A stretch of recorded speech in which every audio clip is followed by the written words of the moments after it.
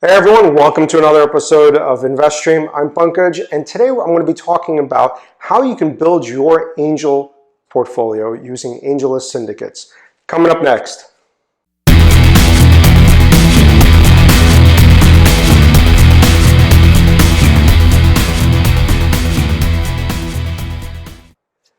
Welcome back everyone. So today we're going to talk about AngelList Syndicates and how you can get started. So what are AngelList Syndicates? AngelList Syndicates are essentially single deal funds run by other angel investors, okay? Now, the way that it works is every single deal that a syndicate lead decides to do, they create a deal memo, they share it with all of their syndicate backers. The syndicate backers can review all the information that they've received and make a decision of whether they want to invest or not. In some cases, if you've got questions, you can ask the syndicate lead for additional information or whatever, and they'll share it with you. Once you've made a decision, you just hit a couple of buttons on AngelList, and boom, you are committed to invest in that particular deal. You don't have to invest in every single deal. You can pass on deals. In some cases, I found that if people are backing a syndicate and you're not doing a lot of deals, the syndicate lead will eventually kick you out. So if you are backing a syndicate, expect to invest in some percentage of the deals that syndicate lead decides to do. Now, as a syndicate lead, I can determine what is the minimum amount of money I will accept per deal, right? So you can decide whether you want to do the minimum or you want to do above the minimum. Now, for example, if I bring a deal to my syndicate, I can set the minimum and say it's $1,000 minimum. I'm putting in X, you can put in Y, and once you decide that you want to commit to the deal, everything is handled via AngelList. Now, there are no fees that you have to pay as a syndicate backer up front. So there's no management fees. You only pay an incentive fee. And what does that mean? It's called carry.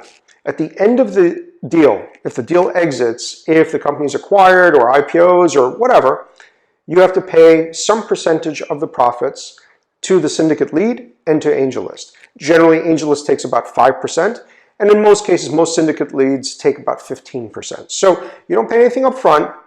If the deal is successful, you get an exit, the syndicate lead and AngelList will take up to 20% of the profits for their work.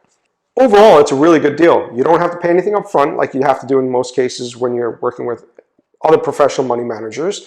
You can write very small checks, like $1,000 check into a startup. You will get regular updates from the syndicate lead and from the company on what's happening with the company over time. And in some cases, that could be 6 months, some cases 12 months, in some cases less frequently. And that's more of a function of how venture capital works than anything else. And you can get involved and learn from people that do this very frequently. So it's a great way to dip your toe into the tech startup world and start building your portfolio. You do need to be an accredited investor to back a syndicate on AngelList. So if you're not an accredited investor in the US, you will not be able to participate.